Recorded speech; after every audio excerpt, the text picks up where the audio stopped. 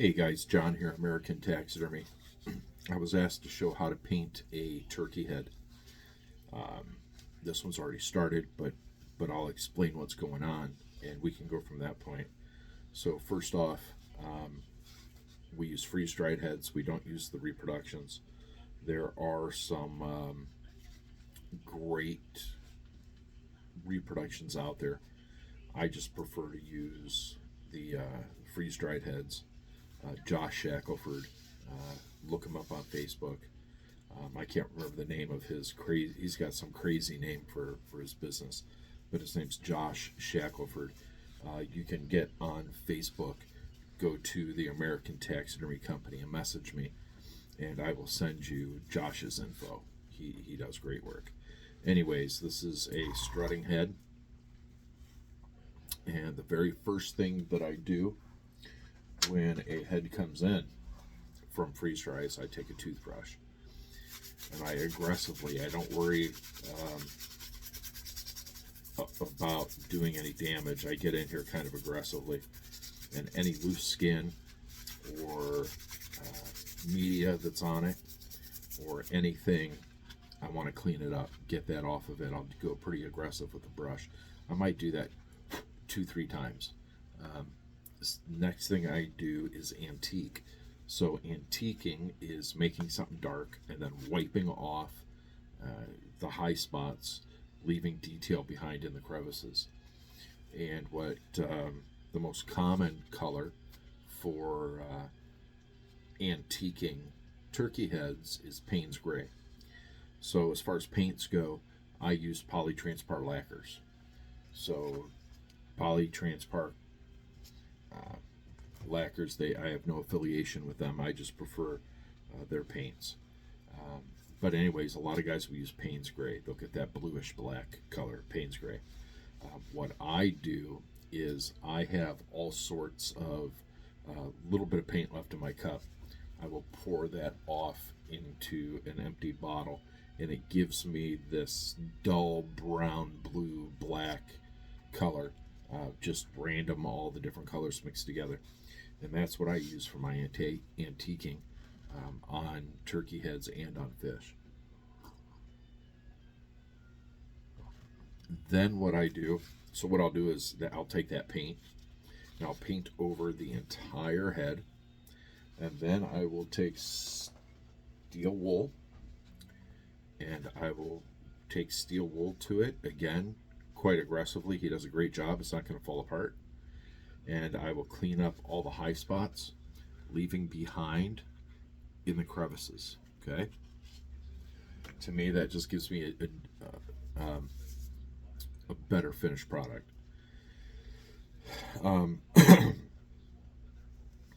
Then I will brush it again. That brushing process with the toothbrush is going to happen several times.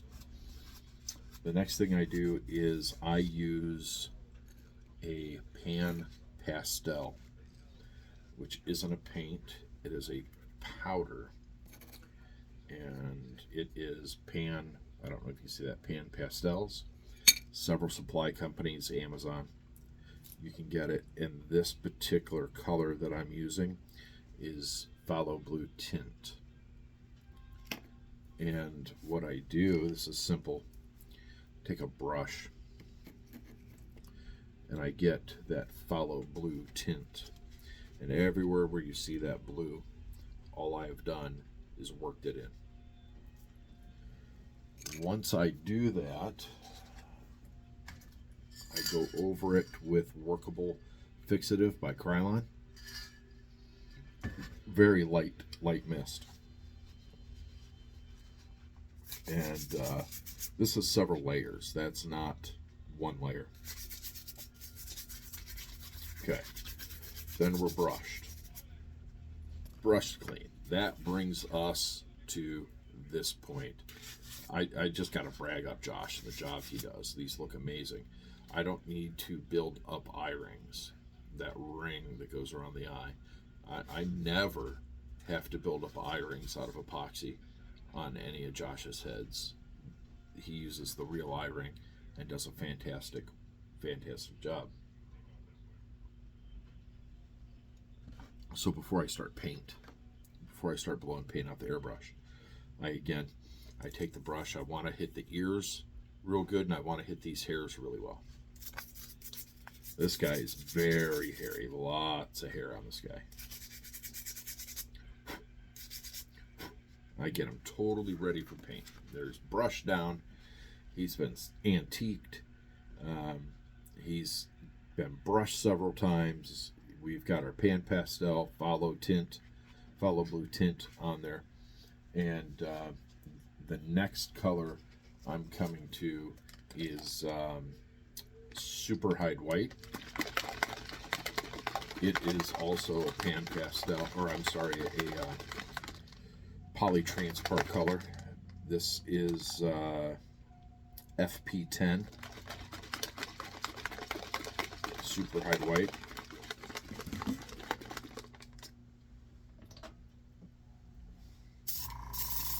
I'll try my best to share with you what's happening here with the paint.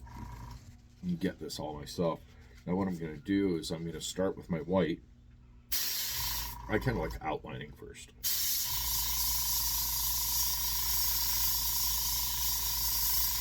So I'm not looking for a solid white.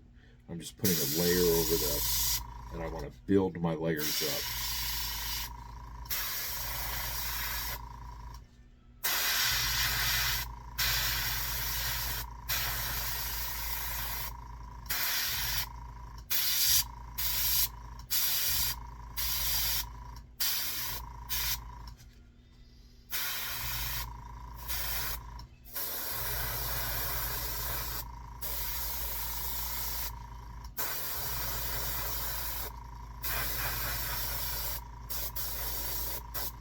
So I just put a layer. It's still even transparent. It's not very solid. So I'll come back over it again. I like building up layers, like I said. And each layer I do will be a little bit more attention to detail.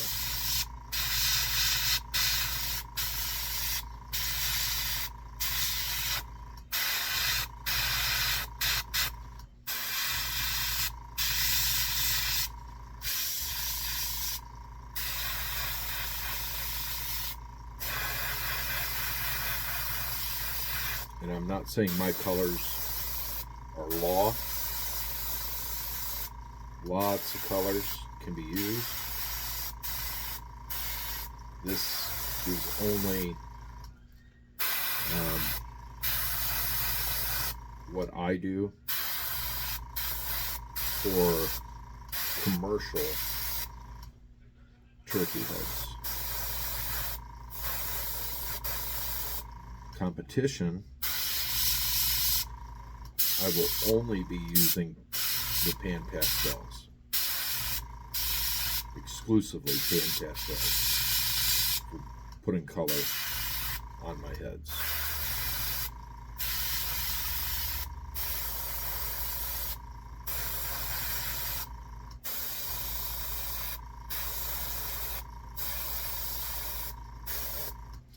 There we go.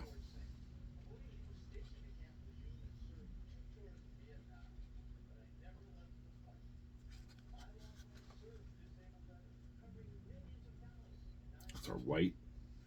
I'm going to take the white down the back and let it go over the sides real lightly, really lightly.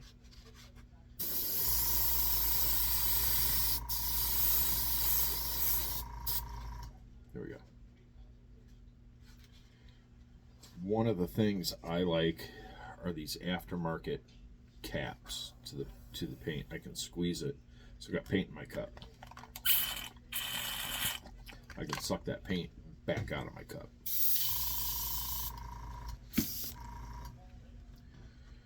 Save a couple bucks instead of just washing that paint away and dumping it.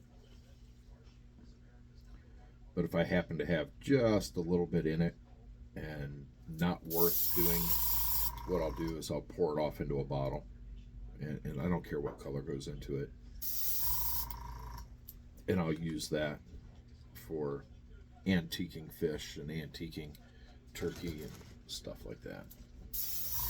All right, the next color I'm coming to is FP160, and this is Gill Red. It's another poly transpar lacquer, Gill Red.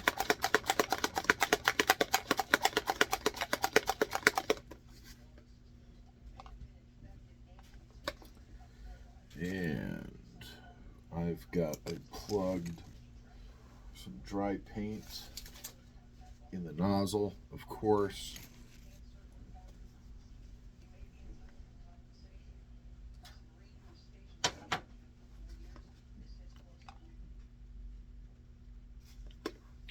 All right. So again, I'm just going to start building up layers softly. And the first thing I'm going to do is I'm going to start very in the center on these high edges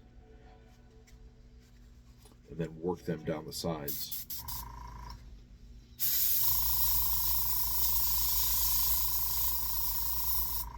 So I'm going up close, nice, and barely putting any paint on. No, I'm painting slowly.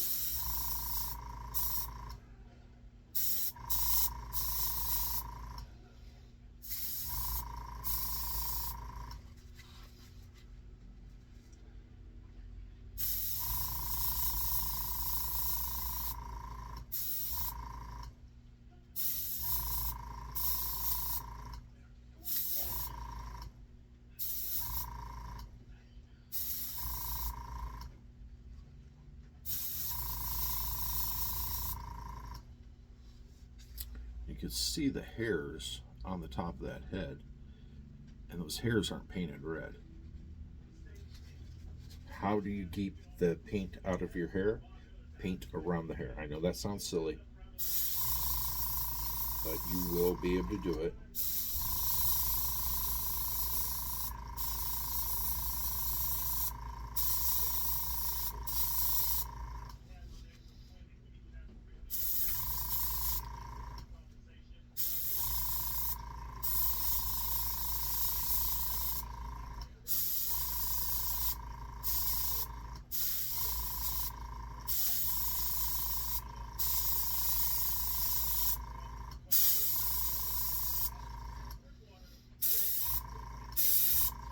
And you see what I'm doing? I'm staying on the high spots.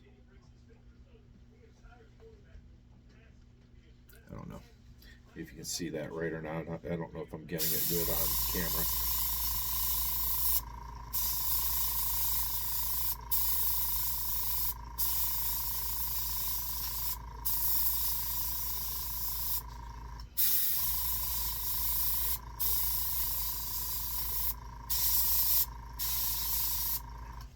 Okay, I did my red down the very back. Now I'm going to start fading it down to the sides.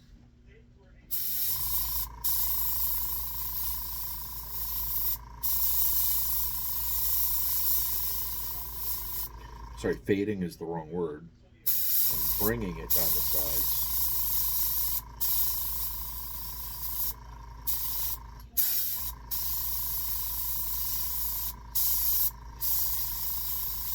And again, being careful to stay on the high spots.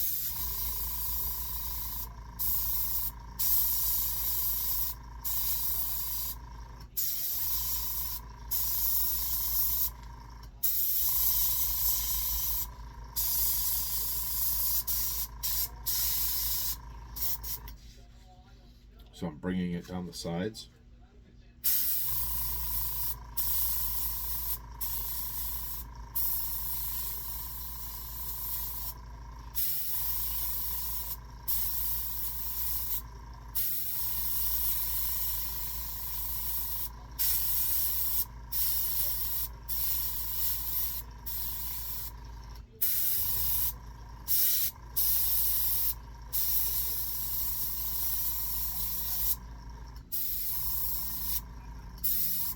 If you're having problems with your paint spitting because you're going so little paint,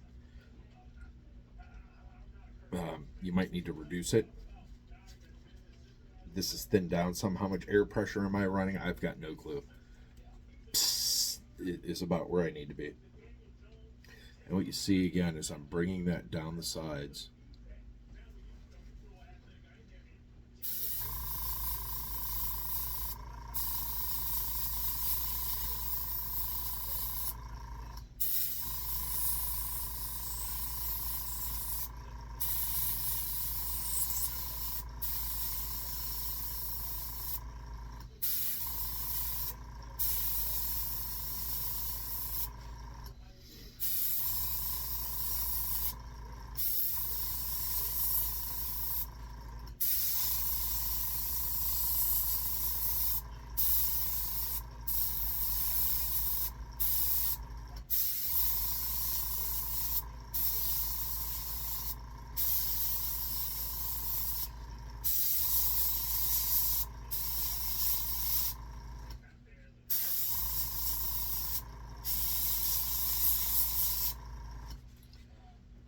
it down the sides until I start getting into these nodules that connect to the wattles. As they work closer to the wattles, the nodules get bigger. And of course, those nodules are painted red.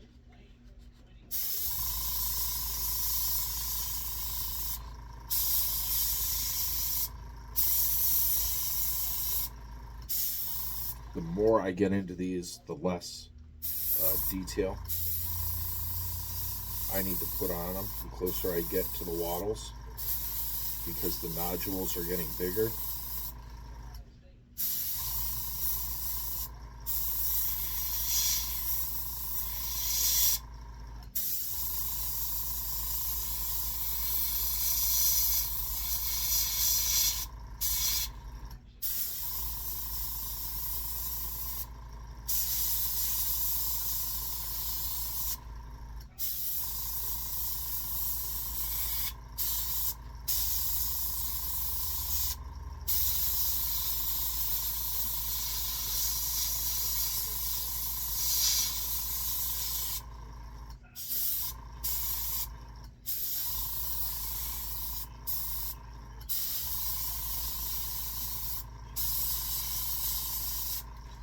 See, I'm working those down, getting those nodules.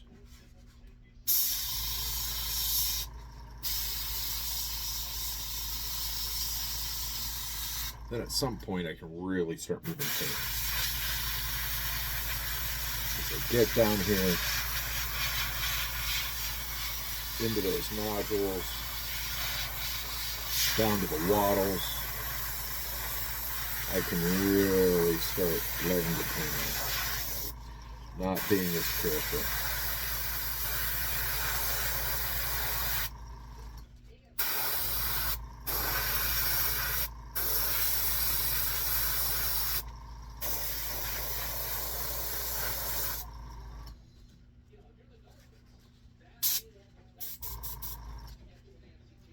Oh, that snoot.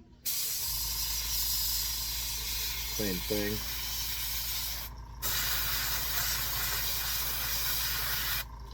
Trying to be careful not to paint the beak, the bill itself. It's okay if I get a little paint on it, come back and clean it up. But the less cleanup we have to do, the better. So I came out to the snoot, and I'm going to put a little, get up here closer. A little more defined line.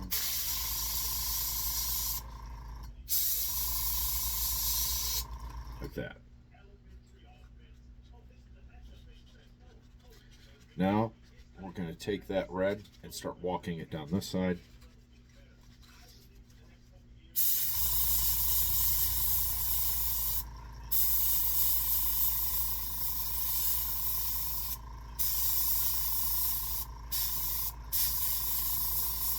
Now I'm going to paint this side a little bit more at speed, not paying attention to talking.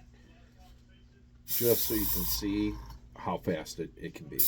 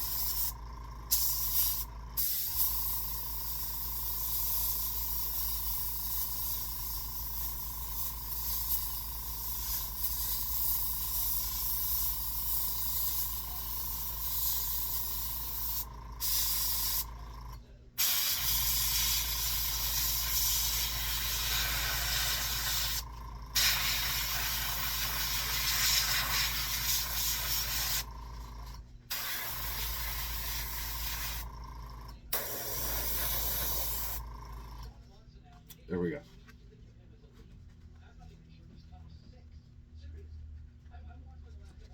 All right, let's clean out again. Save a couple bucks on paint by doing that.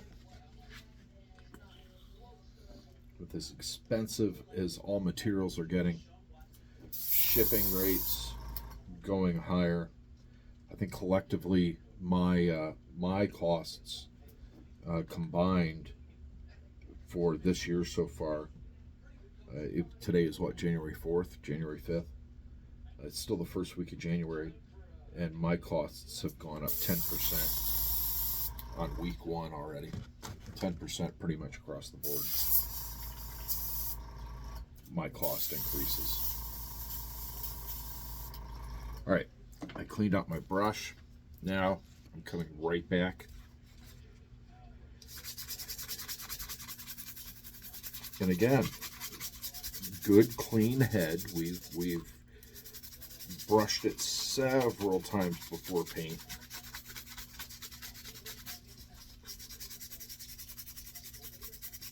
I don't have to worry about adhesion because I knew my head was clean.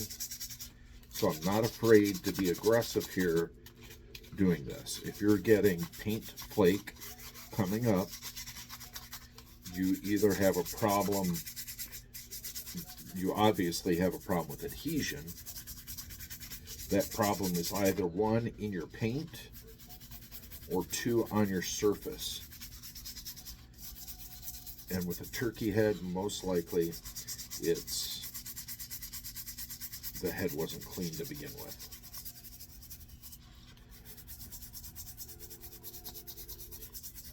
And I've got nice black hairs. They're getting black again.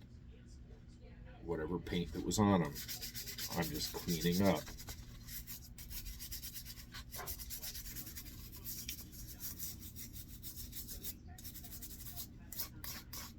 Okay. What I am going to do is grab another blue. This is ultramarine blue.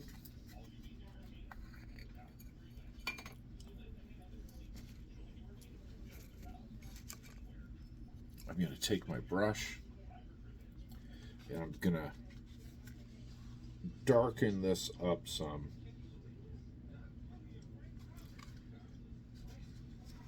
Under the eyes. Reference material is number one here, guys.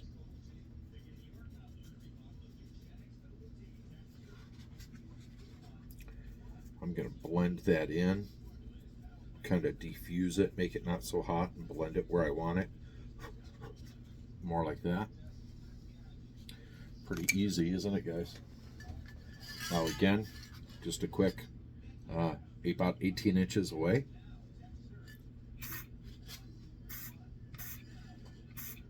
That's all it needs.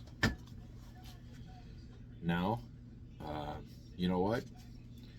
What I didn't do was paint our eye rings red. So, right back to putting a dab of red back into our cup. And now let's paint these eye rings red.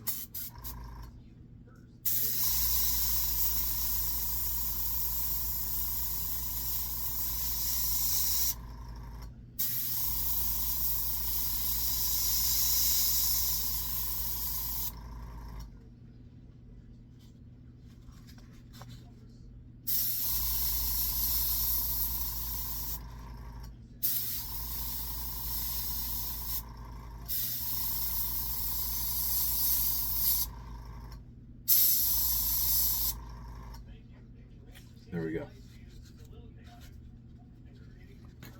Now I have just a little bit left in here.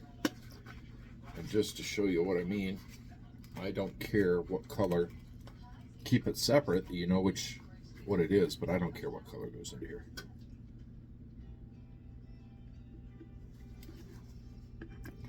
Because at the end of the day, this is all going to get mixed up, and it's going to be a bluish, brownish black, almost like a blue tinted black umber or burnt umber color.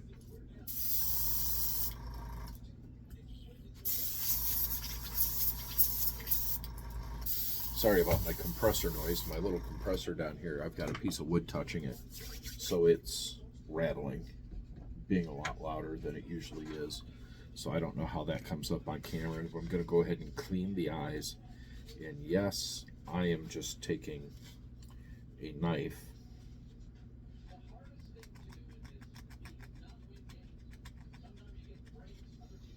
and I am scraping paint off the eyes. When Josh puts these together for everybody, he uses a nice glass eye. He does not use the cheap plastic eyes, so you don't need to worry about scratching them.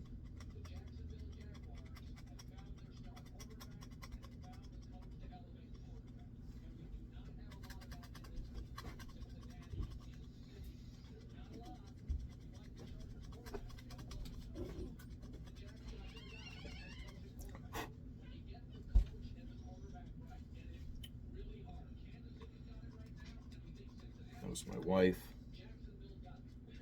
coming in to check on me.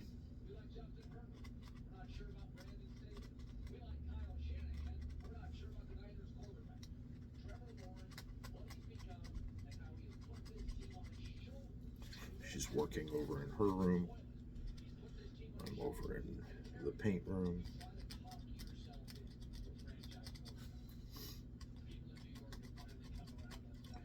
Dylan's over in the other side of the shop.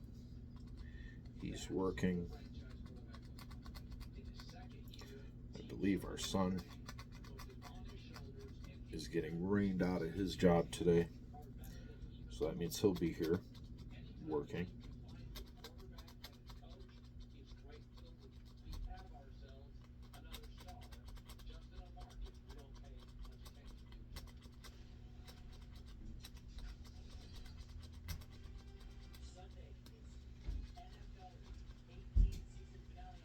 Okay, I think I've got the eyes clean, the glass eyes.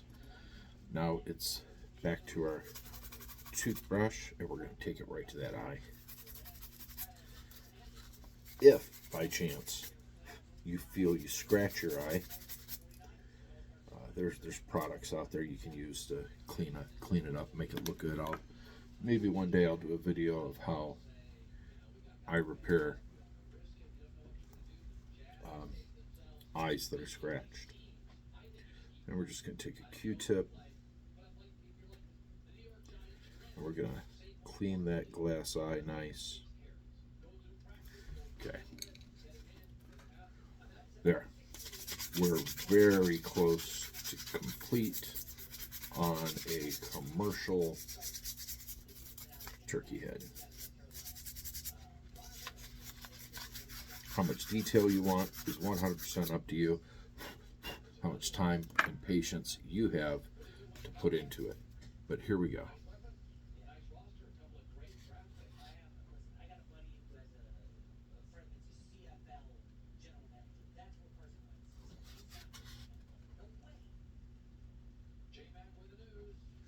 That is an okay to me, acceptable commercial paint job.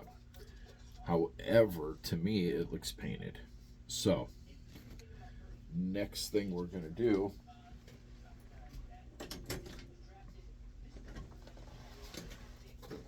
is I use this for a lot of fish work. Lots of my fish work is done with this. It is charcoal powder. I've got charcoal sticks for some applications, but this entire thing is nothing but charcoal powder. I'm going to take that same brush that we used for the pan pastels. I'm going to load that brush with that charcoal powder, and I'm going to put it right into my hand. This is what I want. If you have concrete floors in your shop, rub your hands in the dirt on the shop floor. Then I'm going to take this and I'm going to go right over my nice new paint job.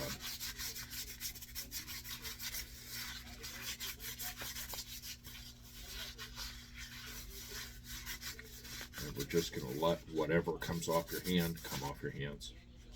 And what you're left with is now a dirty bird head. Dirty bird. Helps take that hit of the paint off of it, that painted look, and a little bit more natural, in my opinion. But that's it, guys. That is how I paint a strutting turkey head here at American Taxidermy. Thanks, guys.